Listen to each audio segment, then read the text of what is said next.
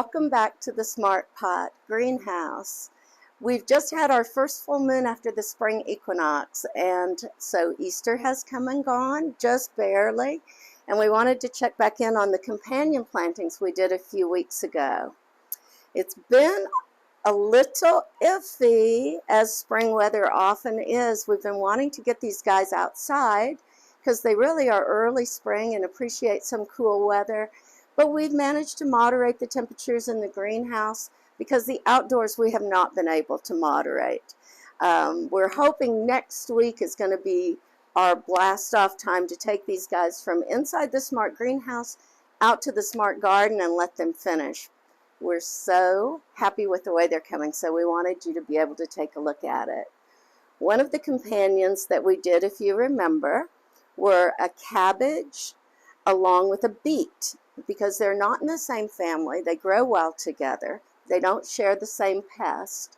So they're good companion plantings, and we're so pleased at the way these are looking. These are white cabbage. The variety is called Carthage. And we'll get a close look and see that inside these lovely florets of leaves, they're starting to form their cabbage heads now.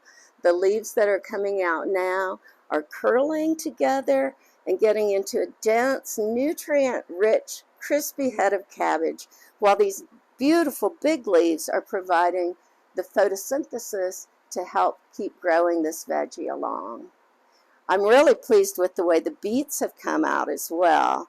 They have these gorgeous red veined leaves, and we've been taking some of these as we go along for use in our salads, on sandwiches, and also just a little garnish on a plate.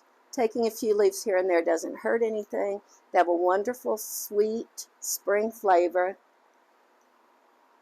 And the red stems add some color to your salads and your sandwiches, full of nutrients as well.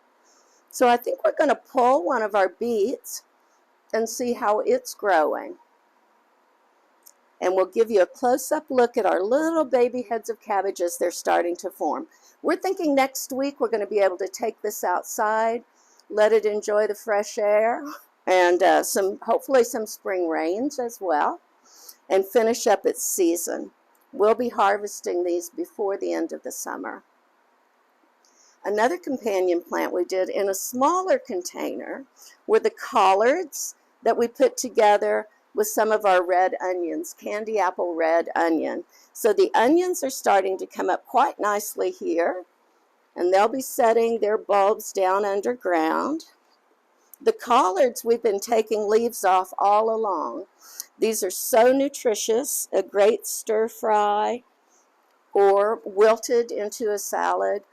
Also, I like to put collard greens alongside and underneath any dishes that I serve, with onions and beans and ham for Easter.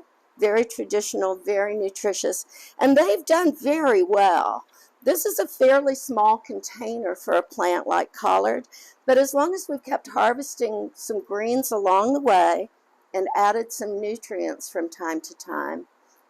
This year I've been kind of working with worm castings.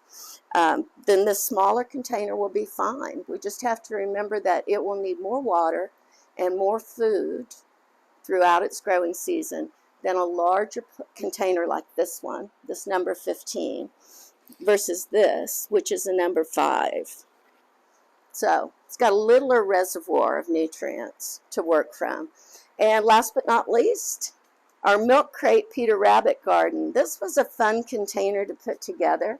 I think it's a great project for someone with just a little bit of space, but you're really pushing this container because of the size. Remember, extra nutrients, extra water. So while a container this size might look just great on Wednesday, this one might be Thursday, and it might be thirsty on Thursday.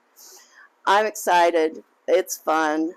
We have sugar magnolia peas. They come out in 2 different colors, a rose and a deep violet. And then look at this, we couldn't even get this baby outside.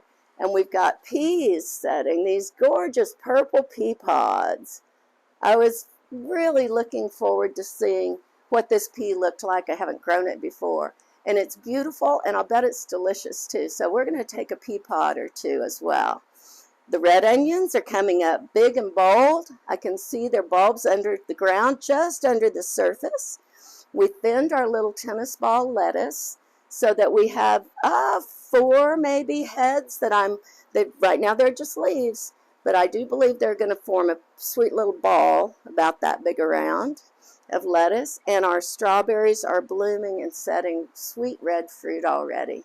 So I know this Peter Rabbit garden is ready to hippity-hoppity its way outside, and we're hoping for that next week. I hope your plants are springing up, and if you're not quite there yet because you're in cooler temperatures, hang on. Spring's coming your way. The soil is gradually warming, and with container gardening, you can get that early start, warmer soil, more control of your temperature and your moisture, and get a head start on your spring. Thanks again for joining us. We're so happy to see that our companion plantings are getting along well as companions, and we look forward to a harvest before too terribly long. Make sure you watch us, like us, tag us. We're on Instagram now. We're also brand new on Pinterest. Send us some of your images and pictures of what your garden project is so we can make you a pin-up on our Pinterest page.